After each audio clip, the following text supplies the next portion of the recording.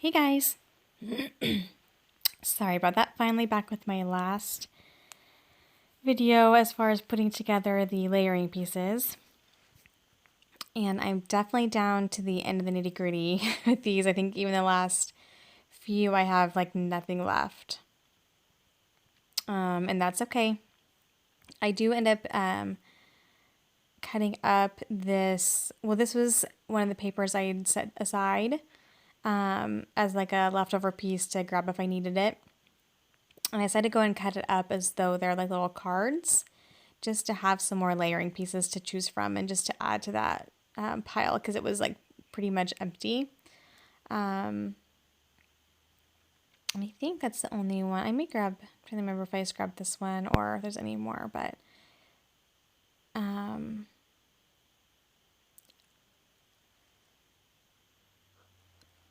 so I got one more 12 by 12 views, which is good.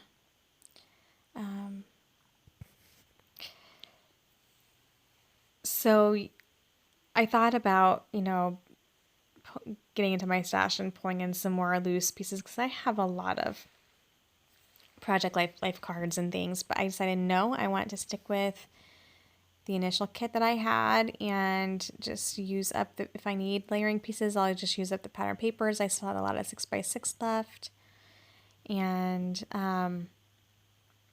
if I ran out, I ran out, and I'll just cut up pattern paper and use those. I don't have to have, already pre-cut cards. I can do that myself. So I decided just to go with what I have left. If I run out, I run out. And again, I'll just bulk up those particular kits with the embellishment part of this phase. So, and those I don't know. I think I might try to do most of those live, so they'll be longer, and just because I think that that's something that, I don't know, it might be more beneficial to hear the specific thoughts and the process for each individual kit in that part of the process. But I don't know, we'll see. Maybe I'll do a little bit of both, but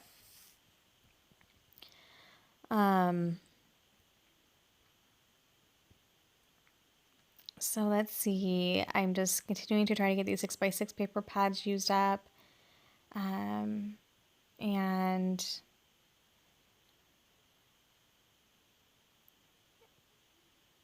still enjoying this process a lot. So I hope you guys are too. I didn't think it would take this many videos just to get through this process, but I guess when you go through I guess they weren't full paper pads, but 4 paper pads and some loose papers, you're going to have a lot of kits to work with. So,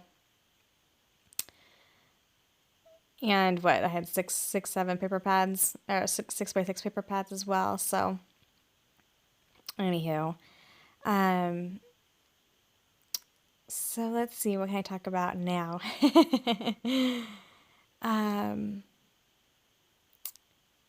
I am excited to move on to the next part of this process, just because I am getting a little burnt out on this just because I'm so low on everything. But like I said, still enjoying it, still having fun pulling out each individual kit. And I almost just decided to scrap like the last few, but then I was like, no, those were part of the process and I need to just fill in what I can fill in and call it good. Not overthink it too much. And I know I have a lot of embellishments in the kit, so I don't think I'll have a problem, bulking them up at all. So what's going on here besides doing a voiceover on a lazy Sunday? Our family just kind of resting today. Yesterday was a little insane. My husband had to go out of town Friday night. And Saturday morning I had my oldest daughter is in junior high, but she holds the banner for the high school marching band. And so she got to go to her first, what's called the Harvest of Harmony parade. It's like the huge parade in Nebraska that has like 180, 190 different like marching bands and parts of the parade. And it's huge and it's long. It's a really cool parade. And so she had to get up super early for that yesterday. And so I had to get her to her carpool like at 5:45 in the morning. And then my youngest daughter had two volleyball games in a town that's about an hour, hour and a half away. And so she carpooled to somebody because I had to work. And then my husband was able to leave his place early where he was at overnight, Friday night, and get to the second volleyball game to at least watch her and get her. So it was just kind of one of those crazy days. And then my oldest then had a hayride ride and bonfire last night, which was really fun. I love rural Nebraska in the fall. Like I just love all the fun activities that there are for kids her age and stuff. It's just a lot of fun. So while she was doing that, I went into this because that's back in the town where I work and they go to school. And I got a workout in and did a couple hours of work at the shop. Sometimes it's easier just to get, organization and cleaning done when you're in comfy clothes and don't have to worry about customers coming in and stuff. So I just got a good couple hours of work done at the shop. And while she was enjoying her time, and then the bonfire ended up actually being at my brother and sister-in-law's house. They live out in the country. So when I was done, I went out there and just visited with them as the bonfire wrapped up and stuff. So it was just a really fun but really long, exhausting day. And my problem was that in between, getting home from all of our morning activities and going to the hayrack ride, that I took like a 3-hour nap, and that threw me off so bad. And then of course I drank a coffee because I was at the coffee shop and I knew I was going to have a hard time going to bed anyway. So I went ahead and got a coffee. And normally that doesn't bother me too much, but I think the combination of the two meant that I didn't get to sleep till really late last night. And that's okay. It happens. But so today I think we're all just relaxing and resting and napping and stuff. So get ready for the week to start tomorrow. And thankfully I have Monday and Tuesday off. I think Tuesday I have a hair appointment, which is always a good day, right, ladies? Like it's always a good day to look forward to. I think tomorrow I'm just home.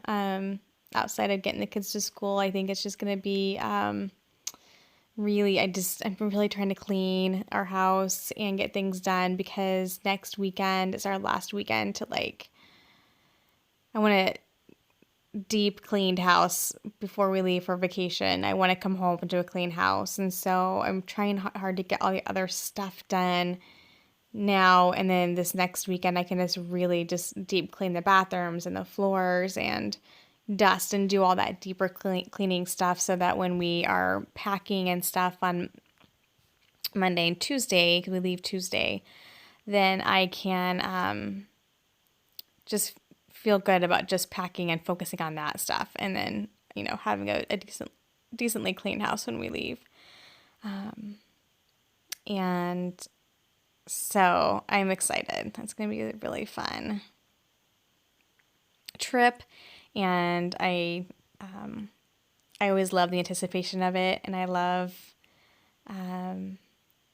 getting ready to go. But our house is just in need of a very deep clean, and I just keep kind of putting it off because I want to wait to do it until right before we leave so I come home to a really clean house. Am I the only one who does that? Is that weird? No, we're not living in filth, but you just kind of let your standards slide just a little bit because you know that I do this before, we have family come. If I know in 2 weeks family is coming for Thanksgiving, I'm not going to, do a ton of deep cleaning until right before, right? So it's easy to put it off. I know I'm not the only one, but so that's what I've been doing. It's okay, well, I can sweep them up the floors and do all this stuff, but I want to do that right before we leave. So if I do it now, I just have to do it again. So just wait and do it once. Oh, gotta love how our minds work sometimes. But no, I'm glad I got at least this part of the process done. Like I said, I don't know if I'll get to the embellishment process before a trip or not. So I apologize if it's a little bit of time before I get to that. I have to take a pause. But for sure, I will get these uploaded so at least this part of the process is done. And then, like I said, it's going to be truly focusing on prepping for our trip and cleaning and making sure we have everything good to go and all that stuff. It's just going to be, busy until we leave and just doing all that extra stuff. So, but it's fun. It means that, if it means we have to go to Hawaii, then that's fine. That's a good byproduct of a little bit of extra craziness. So I haven't worked on any more of my Hawaii album at all, which just makes me sad because I really wanted to, but maybe I'll sneak some time in if I need some crafty time in these next couple of days. I might sit down and do some stitching on some of the cards and mini pages and stuff. So we'll see. Maybe I'll do that. But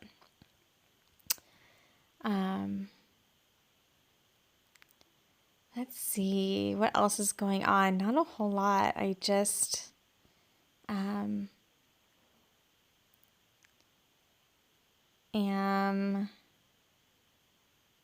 really ready for vacation.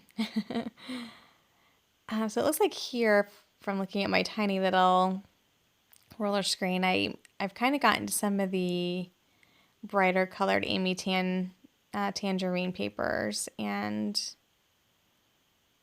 I think this kit I had added a whole bunch of scraps to. And if I didn't already have so many papers in this kit originally, that could have been something that I did as part of the initial process. Is I could have went to my scraps, which I have an entire roller cart full of. It's ridiculous. I need to use them.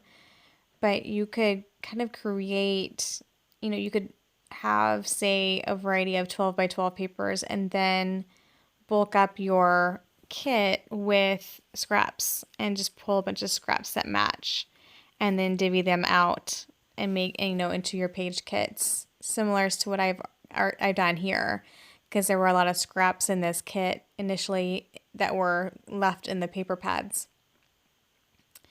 But if you have a bunch of scraps you want to use up, then just start divvying them out amongst page kits. And, they're more apt, again, to be used since you've created a plan for them. And so that might be something I do, because I do a lot of white backgrounds right now anyway. That might be a fun process to make up 10 or 15 page kits of just a white background and scraps from my scrap bin or scrap cart, as I have right now, because it doesn't all fit into a bin anymore.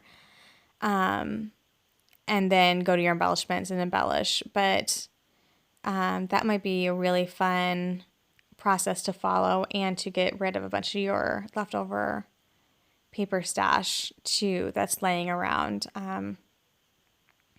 There's all kinds of ways you can approach kits, and that's why I like mixing it up and trying different things. You can start with so many different processes. Here I'm starting with the paper and then going from there. You can start with a pack of Project Life cards. You can start with a chipboard sheet of stickers and let that guide your colors. And you can start with a paper pad, anything, or a pack of embellishments. Like, there's so many ways you can start a kit and just build up from there. But, there's lots of different things that can give you your initial color scheme and feel of the kit. And that's what I did here. Was this initial kit was started from, I think, some sticker sheet, 12 by 12 sticker sheets, because I decided, okay, some of these are getting, older, and I still liked them and wanted to use them, but I knew that I didn't have those collections around anymore as a collection. Like, they were leftovers, most of them. And so I divvied them out, added papers to them, added embellishments to them, and, made them fresh again and new again in that way. And this particular kit just got so ginormous that when I started thinking about doing the page kits like Nicole Jones does, that, hey, why don't I take that one, some of those large kits I've already created and pare them down into these individual page kits. And because I've already done the work, I've already done the work of going through my stash and putting things into this kit that match. So let's just take it down one more level, But I just really love the process of working with a kit, and I have so many pictures from so many years worth of memories that I really am not gonna have any problem. I never have a problem of finding a picture that meshes with the products that I've put together. Like these papers that have the more vintage look to them. I know, I have a lot of pictures of my youth or of my daughters when they were little that will match just fine, with the theme of some of those papers and the colors. And I'm also a proponent of printing out things in black and white, if it doesn't make a difference to the photo or the meaning of the photo, print something off in black and white and use that. And then all you have to do is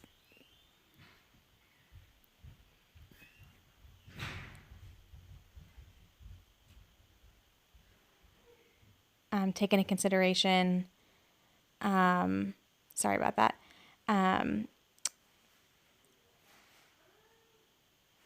Then all you need to do to take into consideration the feel of the papers versus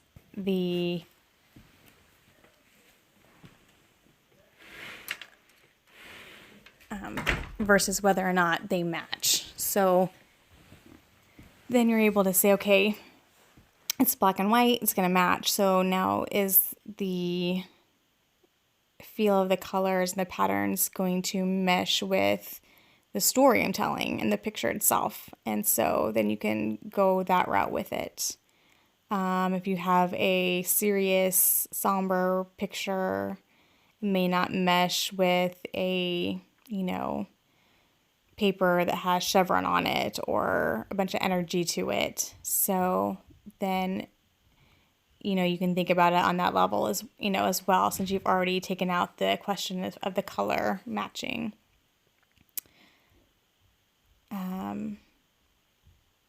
So there's lots of different ways to think about how to combine your pictures with your product. And that's one of the reasons I like Get It Scrapped, is because they really take those concepts from design to, the feeling of a layout and kind of dig deep.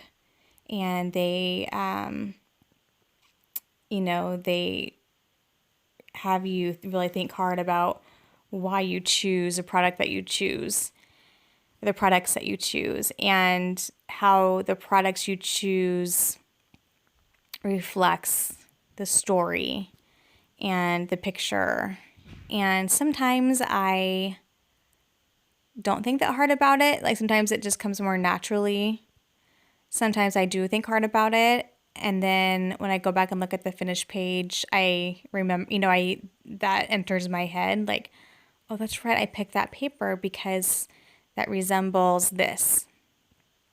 But I definitely also can go back and say, oh man, I have this really serious story that I told, and I paired it with a bunch of bright, happy colors, it doesn't really connect, it doesn't mesh. And so I've definitely become more aware of that. And so these kits from this collection, there's a huge variety. Like there's many of them when I pulled the crepe paper ones, especially, were softer and feminine, and they're going to be telling different types of stories than like these papers that I'm working with now that are bright colors and bright designs and multicolor and stuff like that. So when I do sit down to work with these page kits, I'm going to have a nice variety of types of stories that will go with the color schemes and the designs, if that makes sense. And that's what's fun about scrapbooking is you can do it based on your mood, based on what you feel like scrapbooking about. And it's fun to practice that and get to the point where it comes naturally to pair certain products with certain stories because of how they enhance the story or how they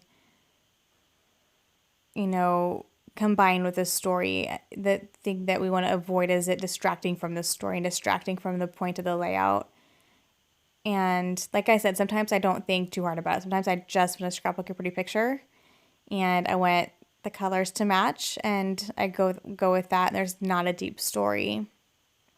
But I just remember that back a long time ago, kind of after I'd taken a break, through college and stuff, and then got back into scrapbooking, I done a page about a car accident that I was in. It was a pretty bad one. And I had scrapbooked it with a bunch of these pastel, like, was it coffee? What was his name? Tim Coffee? No. What was that company? Like Brenda Walton papers and these pretty florals and butterflies. And I go back and I look, I'm like, okay, these are pictures of a crunched up car and me in a hospital bed. And I have these scrapbooked. And granted, back then you didn't have very many options. I scrapbooked these pictures with like this floral butterfly paper. It just didn't mesh at all. It was not, it just didn't work. And so I redid that layout because I really wanted my design and the colors and the papers to more match like what that layout was about. Like all the emotions and all the craziness and insanity that went along with that story. I wanted to, reflected. And so you really can see like, oh wow, that was not a story that should have been told on that piece of butter paper because it just doesn't.